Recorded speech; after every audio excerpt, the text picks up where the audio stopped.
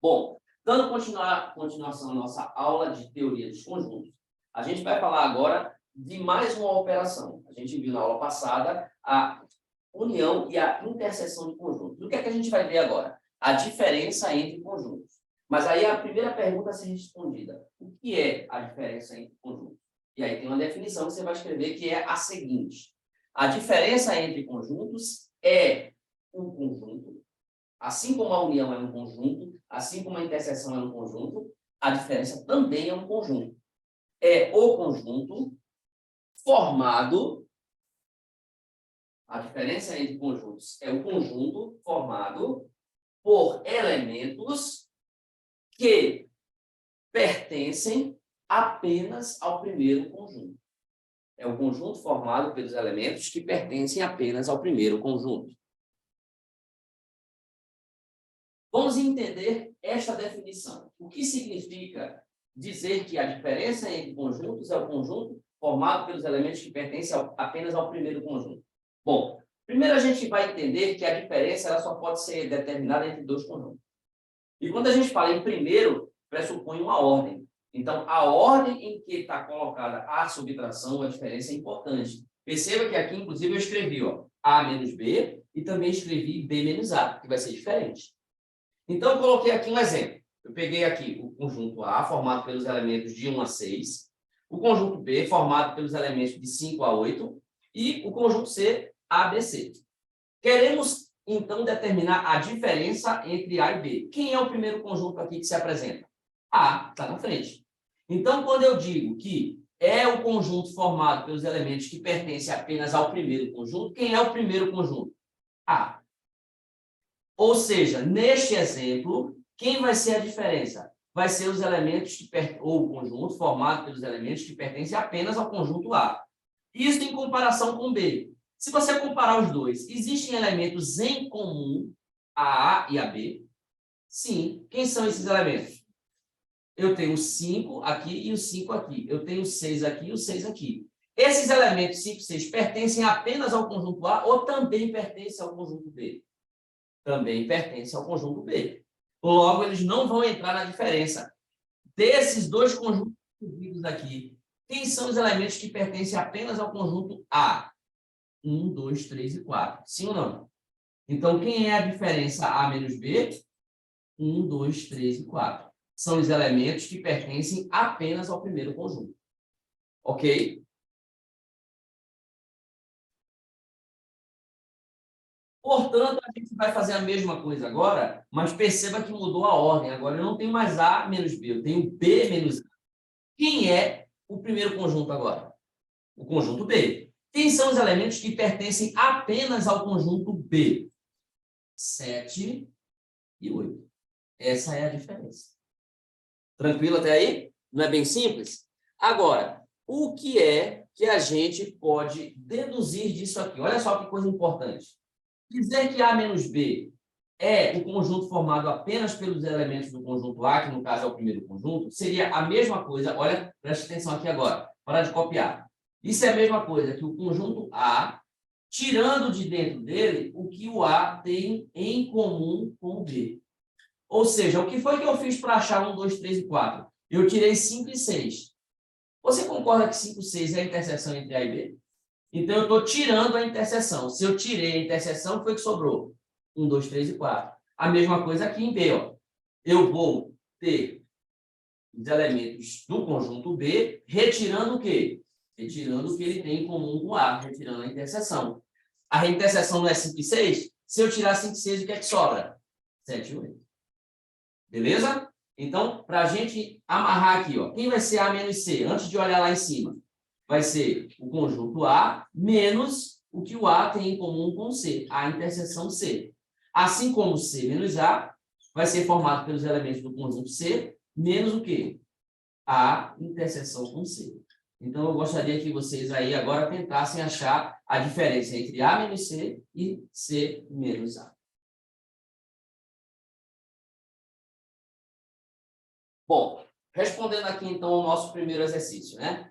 A menos C, eu vou ter os elementos do conjunto A, tirando o que ele tem em comum com o conjunto C. Se você observar o conjunto A é um conjunto numérico, e o conjunto C é um conjunto de letras, letras do alfabeto ABC. Ou seja, eles não têm nada em comum. Essa interseção, portanto, é um conjunto vazio. Eu não tenho nada que tirar. Se eu não tenho nada que tirar, eu vou ficar com o próprio conjunto A, que é exatamente 1, 2, 3, 4, 5 e 6.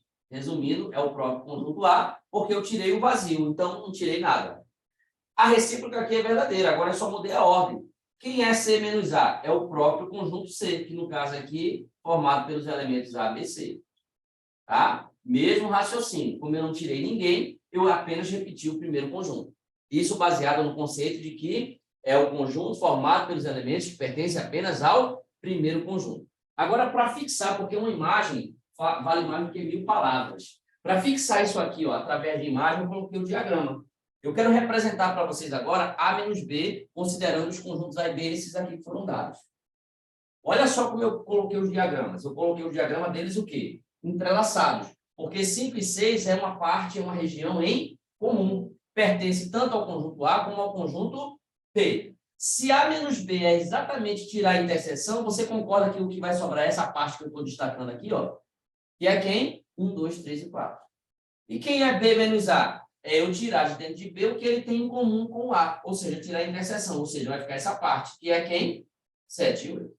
Beleza? Lembrando que, inclusive, na nossa aula, que está gravada, né, a nossa última aula de resolução com as 9 questões, a gente falou de conjuntos disjuntos. Tem problemas lá que foram resolvidos. As questões 20, 21, a questão 11, são questões que envolvem conjuntos disjuntos. Ou seja, não é esse tipo de conjunto. Tá? Anotem aí para a gente continuar. Andando um pouquinho aqui na nossa matéria, a gente vai abandonar a diferença, que basicamente é isso. E vamos falar da próxima operação, que é a complementação de conjuntos. E aí, obviamente, mais uma vez, a gente tem um conceito, tem uma definição. O que é a complementação de conjuntos? Como é que eu determino isso? E de antemão, eu tenho que falar que isso aqui é uma condição toda especial. Não existe a complementação de conjuntos em qualquer situação. A união, a interseção e a diferença, quaisquer que sejam os conjuntos, eu consigo fazer. Na complementação, não. Então, a gente vai ter um texto aí para colocar, introdutório, antes da própria definição. Tá? Escreve o seguinte. Só existe complementação de conjuntos, só existe complementação de conjuntos quando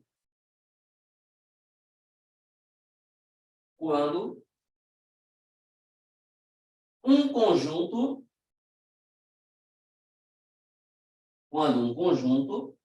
é subconjunto de outro. Só existe complementação de conjuntos quando um conjunto é subconjunto de outro. Ponto. Aí, continuando, você escreve o seguinte. Aí vem a definição, né? A complementação será o conjunto, a complementação será o conjunto formado pelos elementos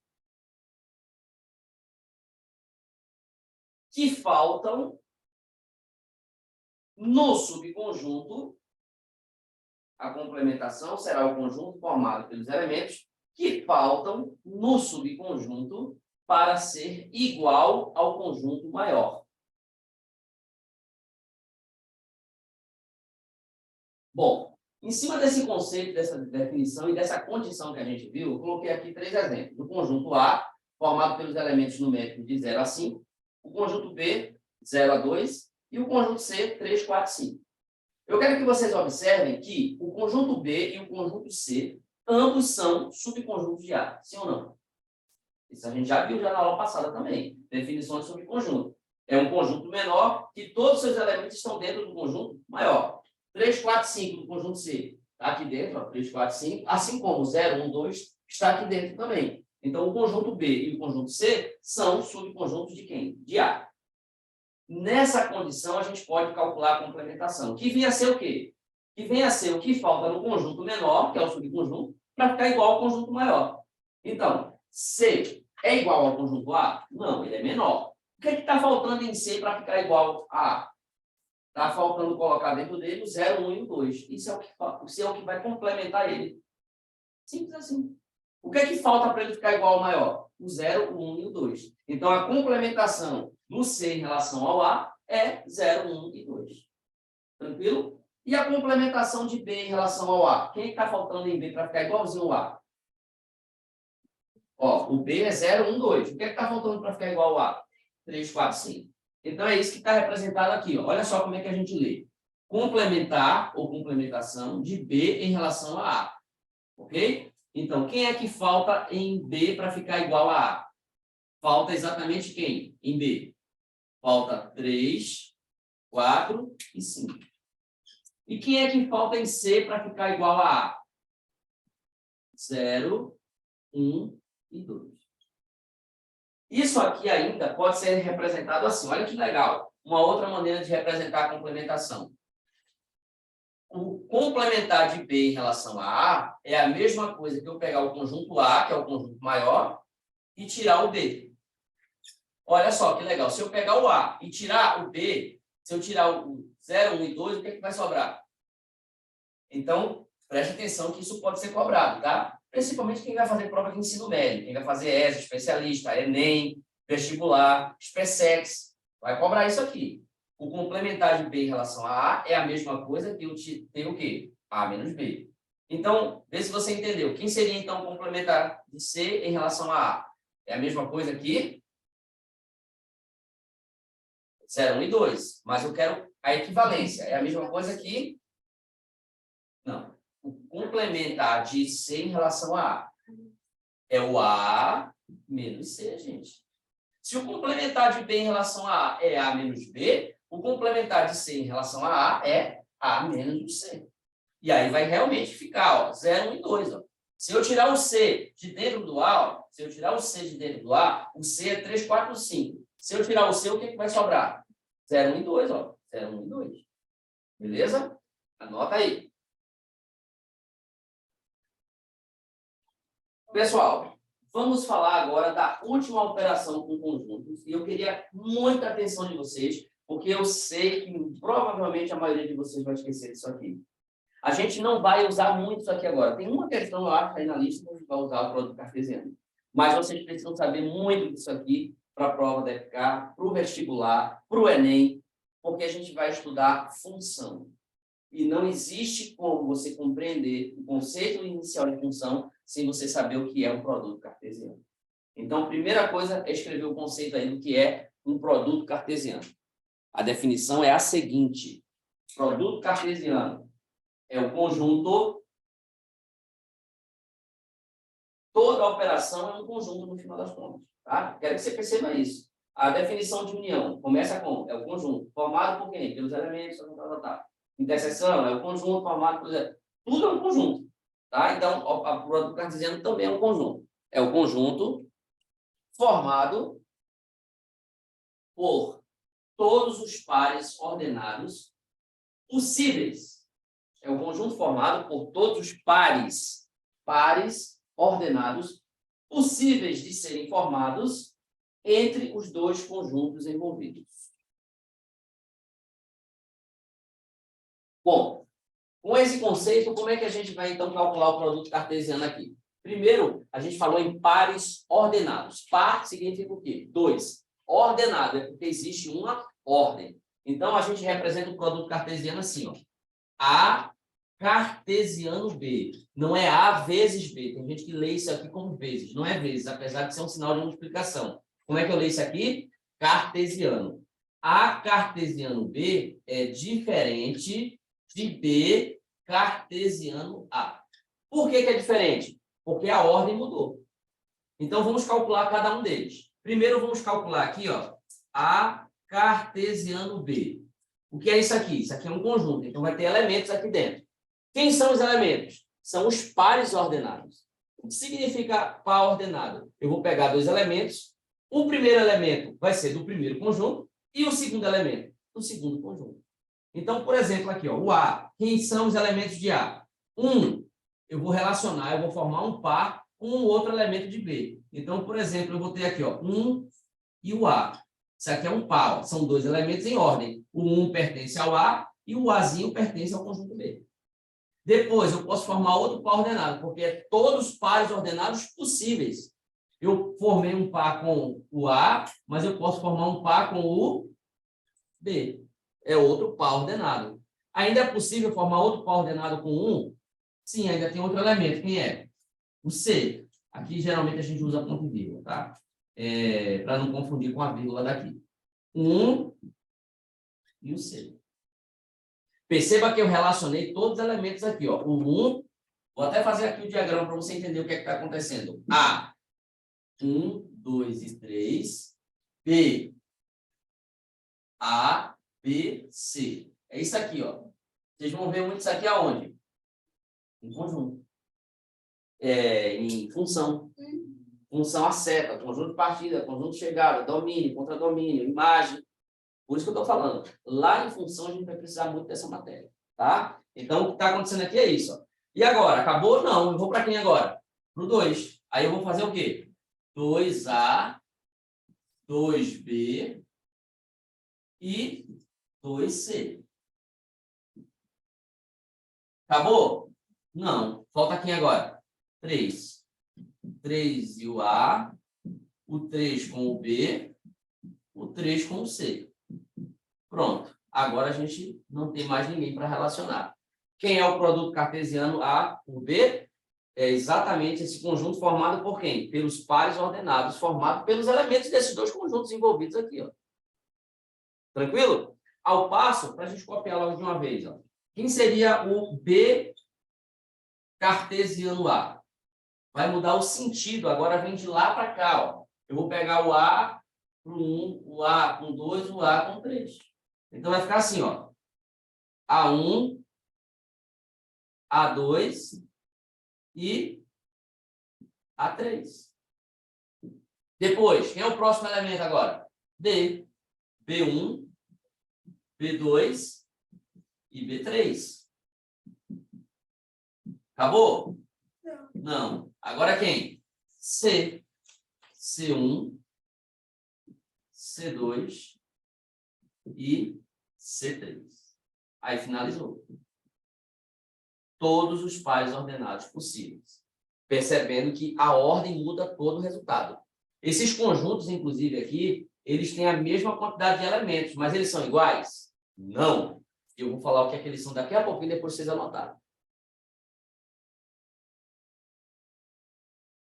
Bom, a gente definiu aqui produto cartesiano, percebeu que é diferente de acordo com a ordem que a gente coloca os conjuntos, porém, existe um outro detalhe que eu quero chamar a atenção, que é da cardinalidade.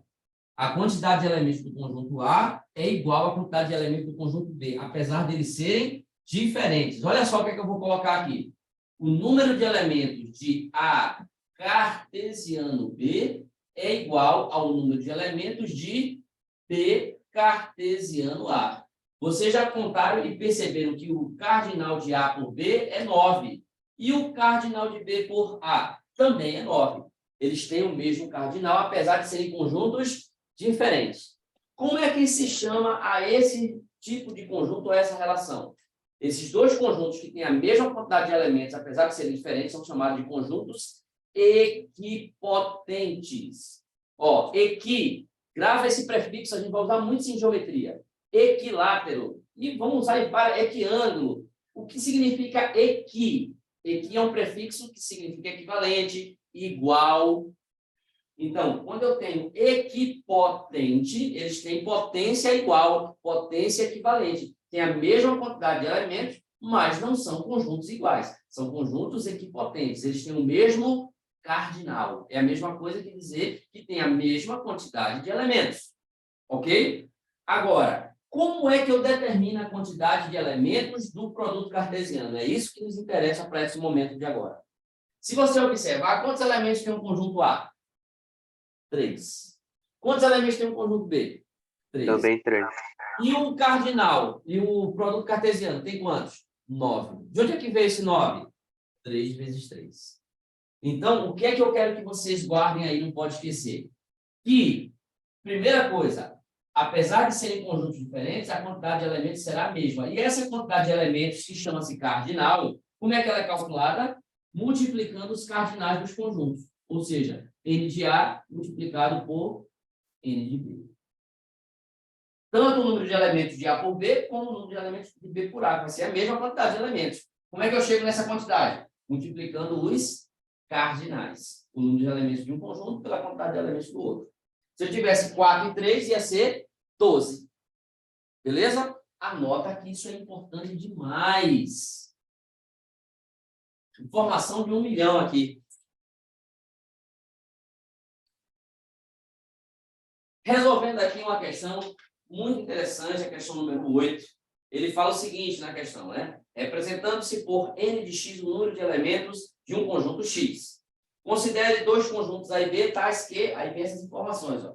O número de elementos de A interseção B é 4, o número de elementos de A menos B é 5, o número de elementos de A cartesiano B é 36, e o que é que ele quer saber da gente? O número de elementos de A união B. Vou começar de trás para frente. Relação que a gente viu ao final da aula, que a gente viu a união e interseção de conjuntos, a famosa relação de Morgan. A gente viu aqueles 3 casos de união e interseção. Primeiro caso, conjunto de juntos. Depois a gente viu o segundo caso, que tinha elementos em comum. E o terceiro e último caso, a gente viu nessa parte aqui do quadro. Pode olhar a aula que você vai ver. A gente viu ali que um conjunto é subconjunto do outro. E aí, o que foi que a gente chegou à conclusão junto com o Morgan? Que o número de elementos de A união B será igual a número de elementos do conjunto A somado com o número de elementos do conjunto B.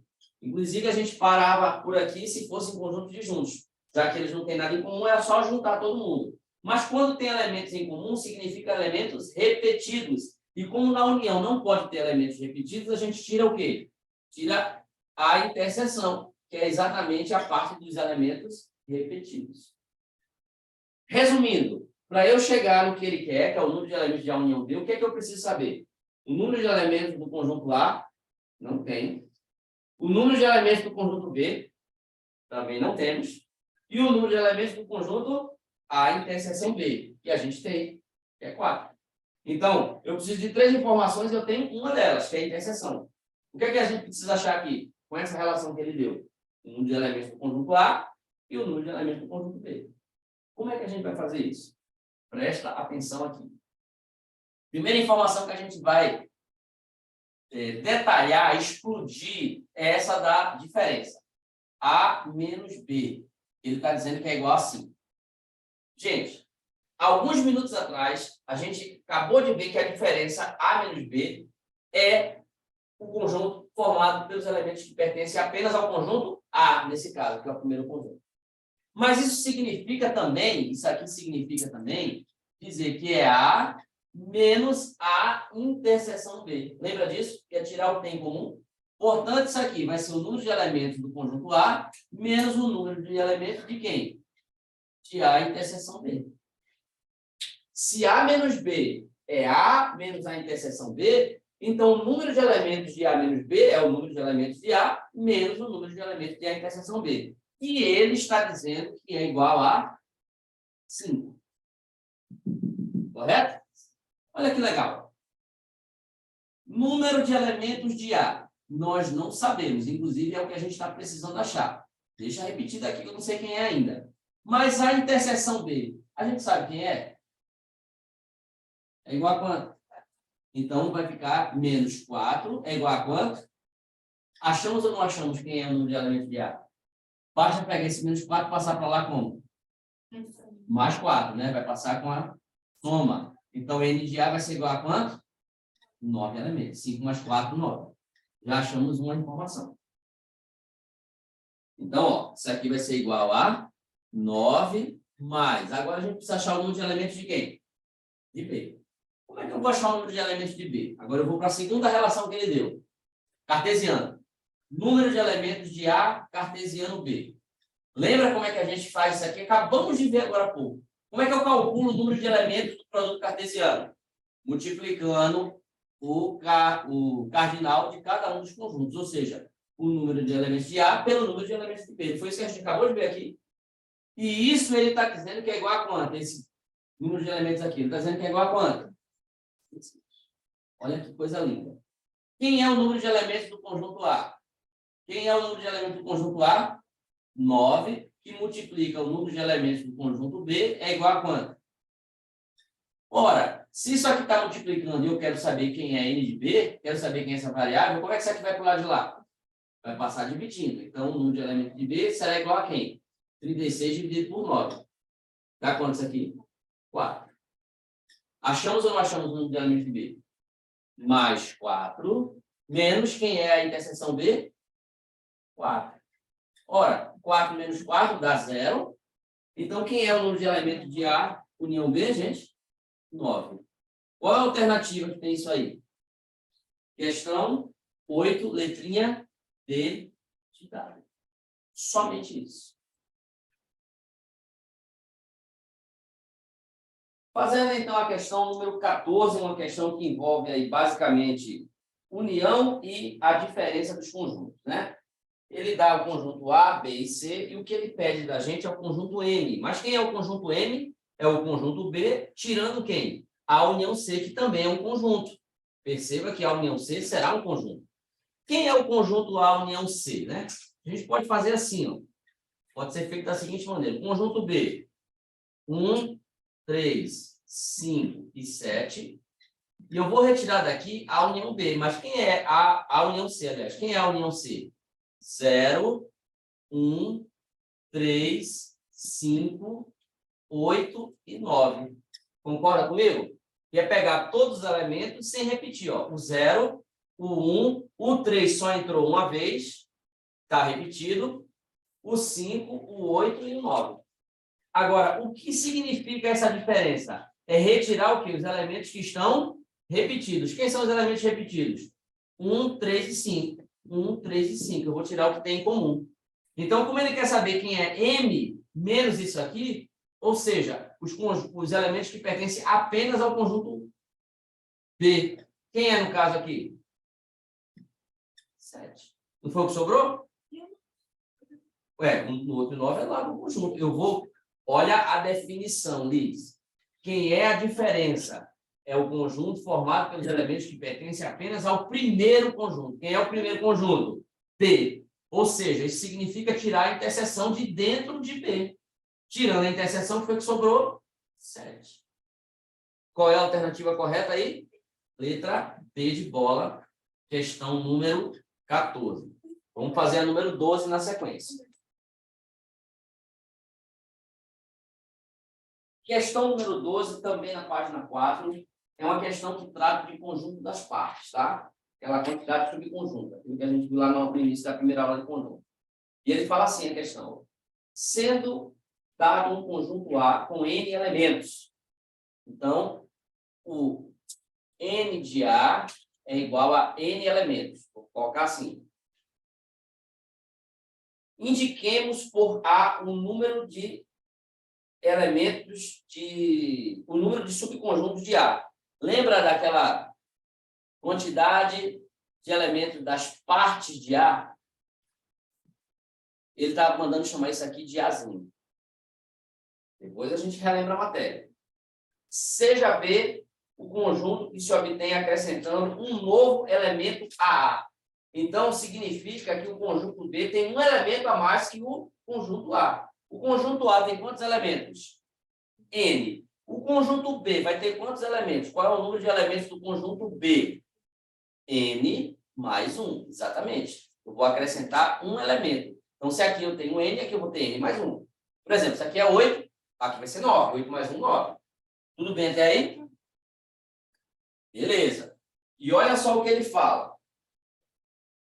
E indiquemos por Bzinho o número de subconjuntos de B. Então, se eu for calcular o número de elementos das partes de B, ele manda chamar isso aqui de Bzinho.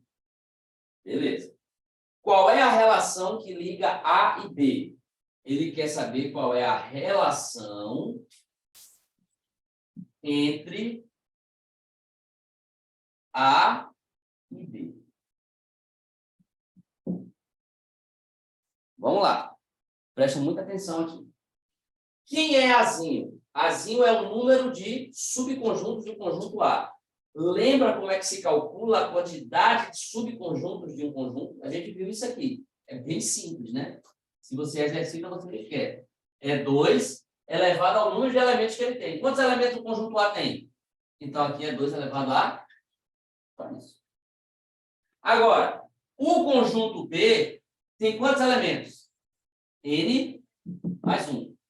Então, quantos subconjuntos o conjunto B terá? 2 elevado a quem? N mais 1.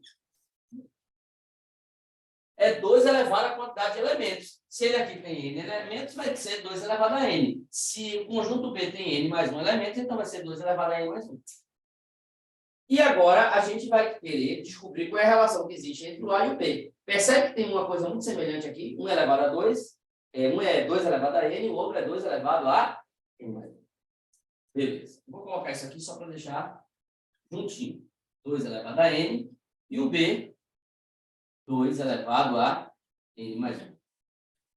Pare para prestar atenção aqui no seguinte. Para resolver isso aqui, a gente, na verdade, vai andar um pouquinho na frente do assunto, mas que todo mundo já viu, que é um assunto chamado potenciação. Isso aqui é uma potência, sim ou não? Sim. Aqui eu tenho a base, aqui eu tenho a mesma coisa aqui. Só que aqui, para quem já estudou, sabe que a soma de expoentes, ela vem de um produto de potência de mesma... Então, isso aqui, na verdade, é a mesma coisa que 2 elevado a N vezes 2 elevado a 1. Por quê? Porque se eu repetir a base, que é 2, eu vou somar os expoentes N mais 1. Na verdade, 2 elevado a 1 é 2. Eu coloquei 1 aqui só para chamar a atenção na propriedade, que é a soma de N mais 1. Beleza até aí? Olha que legal. Você concorda, então, que o B é a mesma coisa que 2 elevado a N vezes 2? Sim ou não? Você concorda também que B, desculpa, é a mesma coisa que 2 vezes 2 elevado a N? Sim ou não? Por quê? Porque a ordem dos fatores não altera o resultado.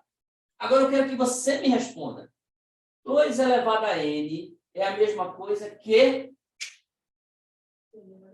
Não. 2 elevado a N é a mesma coisa que...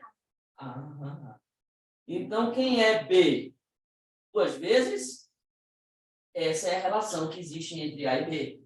O B é 2 vezes A. Qual é a alternativa que tem isso aí? Letrinha A. 2A é igual a B. 2A é igual a B.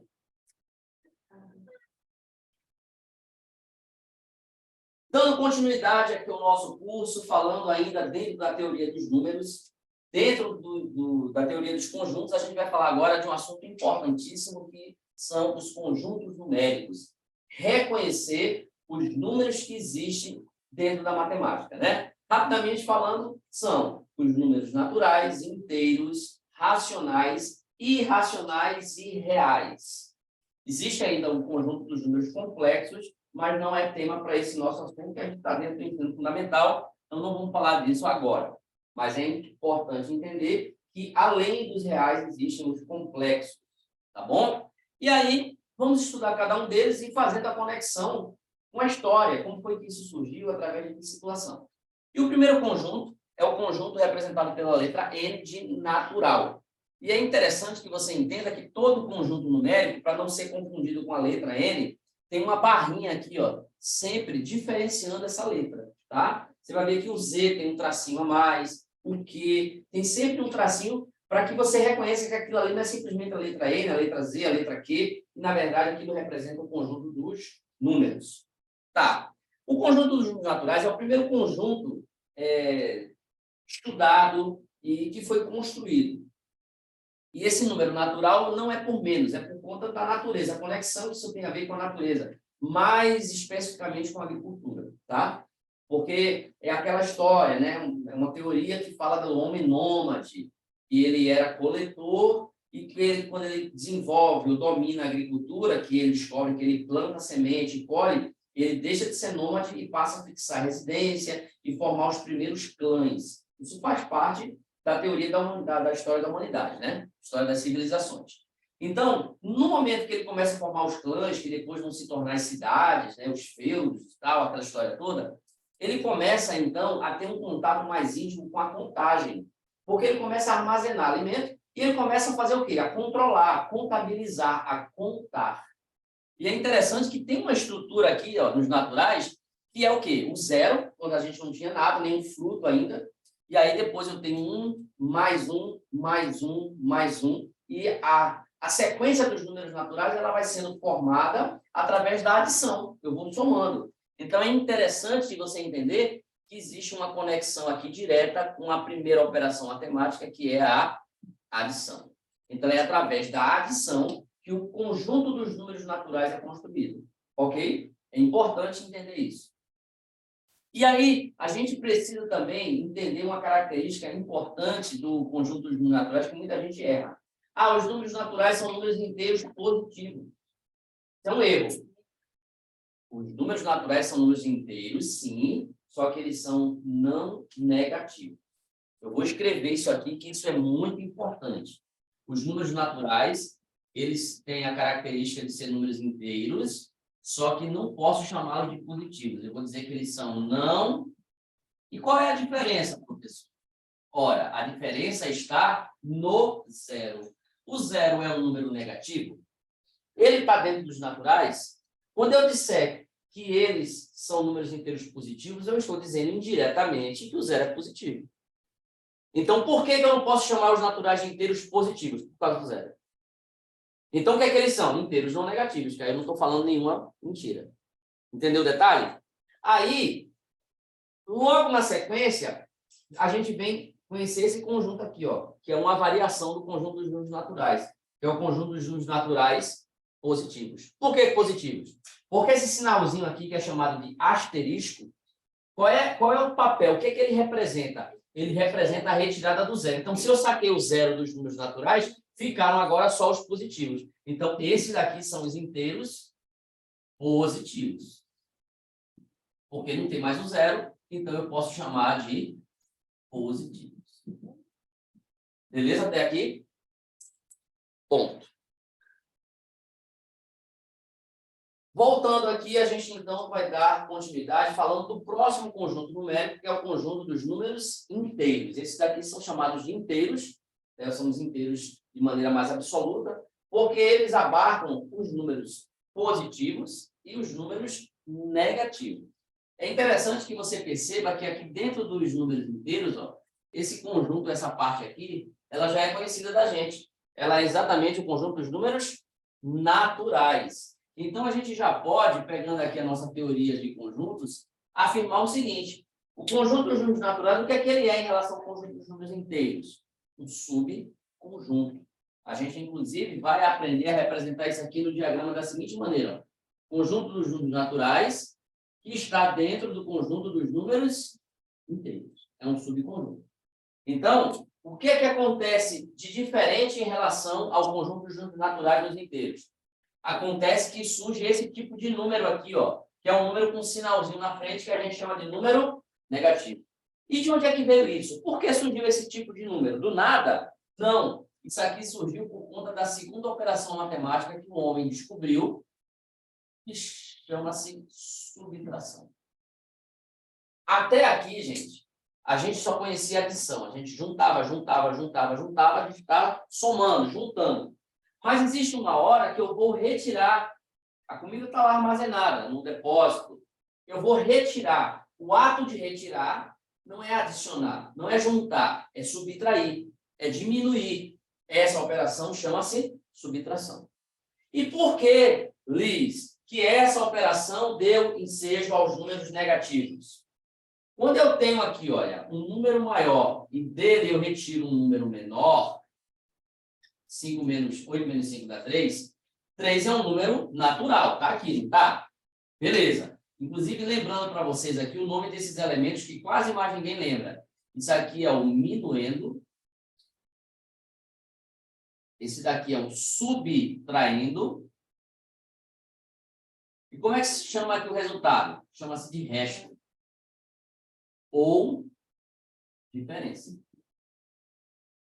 Tá?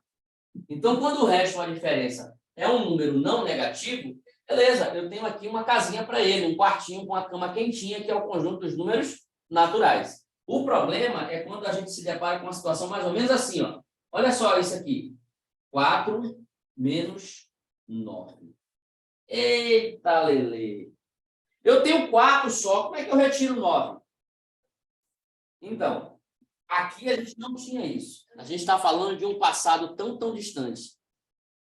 Né? A terra lá do Shrek. Eu tenho um passado tão distante que eu não conseguia conceber isso aqui. Hoje o cheque especial resolve esse problema. O cartão de crédito resolve esse problema. Você fica com saldo negativo. Mas esse termo número negativo não existia. Então, esse tipo de número aqui, a gente sabe que vai dar menos 5. Essa ideia numérica, ela não existia. Então, ela passa a existir. E eu tenho que aumentar a casa. Nasceu um filho. Eu não tenho um quarto para ele dormir. Eu tenho que pegar um bercinho, um quartinho para ele. Aí eu fiz um puxadinho, aumentei a casa. Agora eu tenho um lugar para os novos números que surgiram, que são os números negativos. E isso veio por conta da subtração, porque a adição não me gera esse problema. Beleza? Então, isso aqui é importante você entender. Que os números inteiros, eles são, na verdade, um aumento, uma ampliação dos números naturais. Isso por conta de um problema trazido pela subtração, que deu origem a um novo tipo de número, que é o que a gente hoje conhece como número negativo.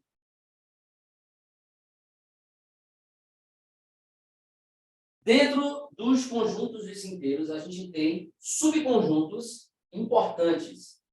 E 2 deles já coloquei aqui no quadro para vocês, que é o Z+, e o Z-. Vamos lá, quero a resposta de vocês pronta e imediata.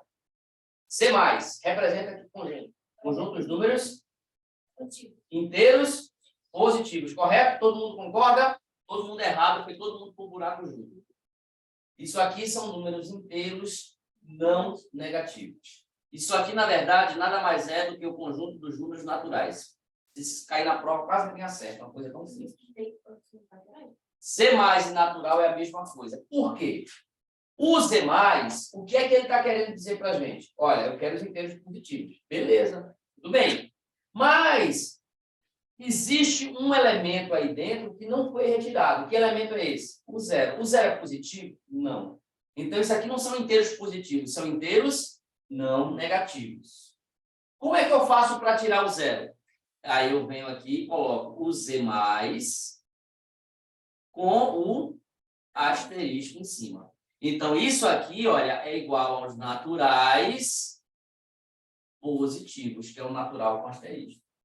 Então, se não tem o asterisco, lá dentro tem o zero. Então, cuidado com essa pegadinha. Como eu já fiz uma vez, eu vou fazer de novo. Quem é o Z-, então? São os inteiros do quê? Não positivos. Não caia na tentação de dizer que são inteiros negativos, tá? Esse daqui, inclusive, ó, deixa eu representar aqui para você, ó. São os naturais. E aqui são os naturais positivos. Aqui, olha, são os inteiros não positivos. Porque eu tenho zero. Então, não posso dizer que é negativo. Se eu quiser os inteiros negativos, como é que eu vou representar isso? O Z menos com o asterisco. Então, o que é que vai ficar aqui? Só os negativos.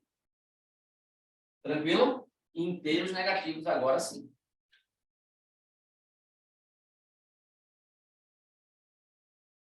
Bom, dando continuidade, progredindo aqui no estudo dos números, dos conjuntos numéricos e associando isso sempre com a história da matemática, que obviamente é a história da própria humanidade, a gente viu que a adição, ela formou o conjunto dos números naturais e com a subtração que deu origem ao conjunto, aos números negativos, a gente teve então o conjunto dos números inteiros, porque aí tem os negativos agora. E aí, com a evolução, né, surgiu depois a multiplicação, que a multiplicação a gente vai estudar um pouquinho melhor depois nas operações, mas ela é uma adição. Só que ela é uma adição de parcelas iguais. Eu tenho 3 mais 3 mais 3 mais 3. Eu tenho aqui uma adição de parcelas iguais. 4 parcelas iguais. Em vez de somar, o que é que eu faço? 4 vezes 3. Então, aqui eu não tenho nada de novo, não acrescentou muita coisa, porque a multiplicação ela é uma adição.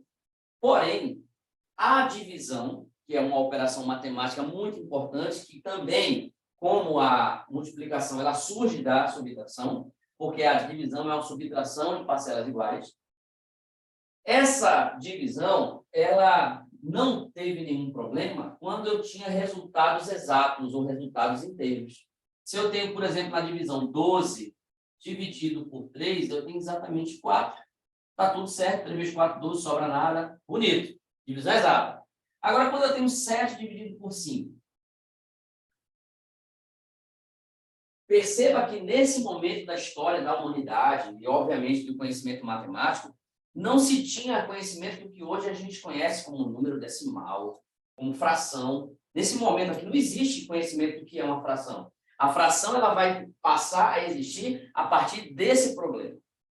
Isso aqui é um problema. Caramba, como é que eu vou dividir 7 por 5? Não dá. Eu tenho o 5 que cabe dentro do 7 uma vez, aí depois disso sobram 2 unidades, e aí fica faltando... Como é que eu vou... Isso, nesse momento da história da humanidade, não tinha solução para esse problema. Então, o homem, em vez de resolver isso aqui, ele simplesmente deixou quieto. Ó, isso aqui vamos deixar o número dessa forma. É o 7 dividido por 5. Hoje a gente conhece isso aqui como uma fração. Numerador e o denominador. Mas a fração é uma divisão. É o 7 dividido por 5. Que não tinha solução. Então, esse tipo de número, ele cabia aqui dentro? Tinha lugar para ele dentro dos inteiros? Não. Qual é a solução que é feita? Então, estamos no momento da expansão do conhecimento. Então, é criado pelos matemáticos, pelos cientistas estudiosos, um conjunto que vai, então, agora ter um lugarzinho para ele. A família cresceu de novo, nasceu mais um filho, mais um bebezinho. Eu vou ter que colocar agora mais um quarto para essa criança dormir. E esse quarto chama-se conjunto dos números racionais. A gente aumentou a casa. Então, olha, o conjunto dos números racionais, eu gostaria que vocês escrevessem a definição dele antes de eu colocar a representação aí. Conjunto dos números racionais, pegando essa ideia aqui que é da divisão que ele surgiu. Conjunto do número racional, ou número racional, melhor falando. O que é um número racional? Quando é que você identifica um número como racional? Escreve isso aí que é muito importante. É todo número que pode ser escrito na forma de fração. Número racional é todo número que pode ser escrito na forma de fração.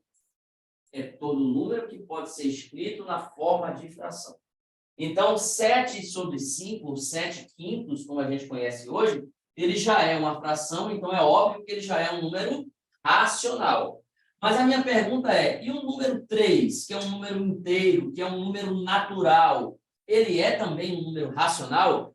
Olha só, eu já disse que o 3 é duas coisas. Ele é natural? É. Ele é inteiro? Também é inteiro. Mas aí eu estou perguntando se ele é também o quê? Racional. Diante desse número, você classifica ele. E aí, ele é um número racional ou não? Sim. Olha a definição que você acabou de escrever. É todo número que pode. Eu posso escrever o 3 na forma de fração? Posso. Se eu pegar aqui, ó, 3 dividido por 1, dá quanto? Eu digo mais. E se eu pegar 6 e dividir por 2? Vai ter várias maneiras que eu posso fazer o 3 acontecer em forma de fração. Então, se eu posso escrever ele na forma de fração, esse número será classificado como um número racional. E aí a representação é exatamente assim, ó. Conjunto do quê? Conjuntos racionais é igual a A sobre B. O que é o A sobre B? É o número nessa forma de fração, ó, de numerador e denominador, em que A pertence aos números inteiros e o B pertence aos inteiros asterisco. O que é que eu estou querendo dizer com isso? Primeira coisa, o numerador e o denominador tem que ser um número inteiro. Eu posso ter isso aqui como uma fração, representando uma fração?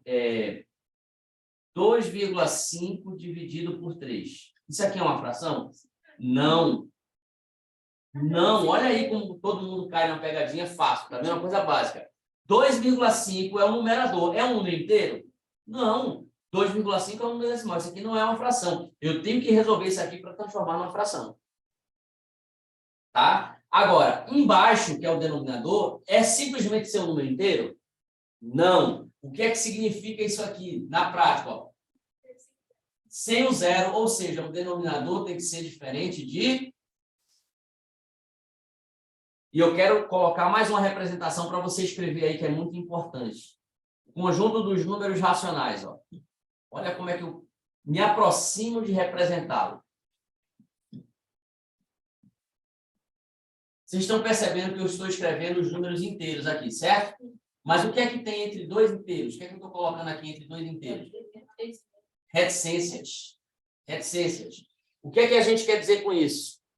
Que entre dois números inteiros eu tenho infinitos números racionais. Isso é um OI. O que é que significa OI mesmo? Observação importante. Você precisa escrever aqui de maneira muito clara que entre dois números inteiros existem infinitos números racionais. Entre dois números inteiros existem infinitos números racionais. A gente precisa entender, diante das situações que vão aparecer, se aquele número que está na sua frente ele é ou não racional. Ou seja, se ele pode ou não ser escrito na forma de fração. Então, a gente viu a primeira situação, foram números inteiros e números naturais, né? Vou pegar outro número qualquer, o número 2. O número 2, ele não é uma fração, mas eu consigo transformá-lo em uma fração. Se eu pegar, por exemplo, 16 e dividir por 8, dá quanto? Pronto, isso aqui é uma fração. Ó. Numerador, denominador, dois números inteiros.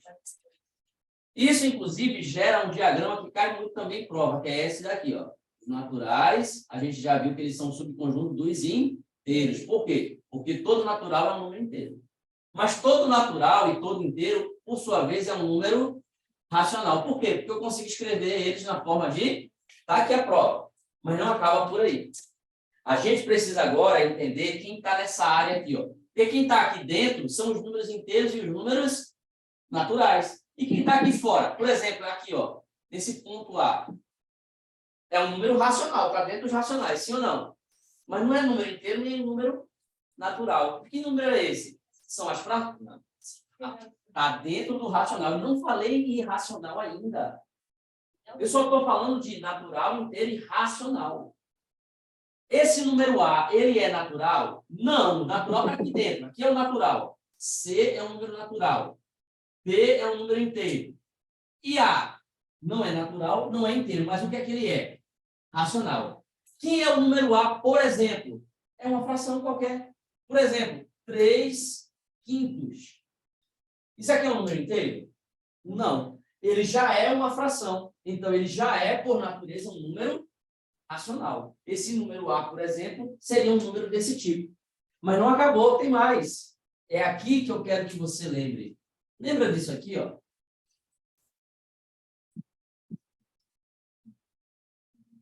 O que é isso aqui? Isso aqui é uma dízima periódica simples, inclusive. É uma dízima periódica simples. Eu não vou parar para falar de dízima periódica aqui. Isso vai estar na aula gravada de fração e você precisa ir lá, se você não domina isso aqui. Como é que eu transformo isso aqui? Como é que isso aqui eu sei que é uma dízima simples, que é uma dízima composta? Isso vai estar na aula gravada de fração para você tirar sua dúvida, tá? Mas o que é que eu quero que você entenda agora? Porque a aula é de conjunto numérico, não é para parar para falar de fração agora. Eu quero que você entenda que a dízima periódica, seja ela simples ou composta, eu coloquei aqui um exemplo de uma simples. Uma composta seria algo mais ou menos assim, ó. Qual é a diferença da primeira para a segunda? Você está percebendo que quem está se repetindo aqui é o 2? Ele veio logo depois da vírgula. Isso chama-se período. A parte que se repete aparece logo depois da vírgula. Uma dízima periódica simples. Quem está se repetindo no segundo exemplo? O 5. Ele veio logo depois da vírgula? Não. Antes dele tem um número aqui que não se repete. Isso aqui caracteriza uma dízima periódica composta. Só para a gente não deixar você com tanta sede. Deixar só com curiosidade para ir lá verificar a aula de fração. Tá? Ou composta. Dízima periódica composta. Por quê? Porque o período, que é a parte que se repete, não veio logo depois da vírgula. Veio depois de um número. Pronto, é isso. Independente de ser uma dízima periódica simples ou composta, é uma dízima periódica. E dízima periódica, ela, por sua definição, por sua natureza, ela veio de uma fração. Logo, eu consigo transformá-la em uma fração. Essa daqui, por exemplo, vai ser igual a 2 nonos. Isso aqui é uma fração? Não. Isso aqui é uma dízima periódica. Mas eu consigo transformá-la em uma fração. Logo, este número, que é uma dízima, que não é uma fração, é racional. Não porque ele é fração, mas porque ele pode se transformar em uma fração. Então, aqui também vai caber um número desse tipo. A dízima periódica. Essa daqui, por exemplo, vai dar 35 menos de 32 sobre 90. 32 sobre 90 vai ser a fração que vai dar origem a essa dízima. Eu consegui transformar em fração? Consegui. Então, esse número aqui não é uma fração, mas é um número racional. Por quê? Porque eu consigo escrever na forma de fração. Outro exemplo. Esse número aqui, ó. A gente até já trabalhou com ele aqui hoje. O que é isso aqui? É uma fração? Não, isso aqui é o quê? Você falou hoje. É um número decimal. E o número decimal, ele é o resultado de uma fração decimal. Então, eu tenho como transformar ele em uma fração de volta. Isso aqui vai ser igual a quanto? 25 décimos. Então, isso aqui é uma fração? Não. Mas é um número... Por que é um número racional? Porque eu consigo transformar em uma fração. Beleza? Então, você precisa entender isso. Por quê? Porque vai ter um número que você não vai conseguir transformar ele em fração. Vou dar um exemplo.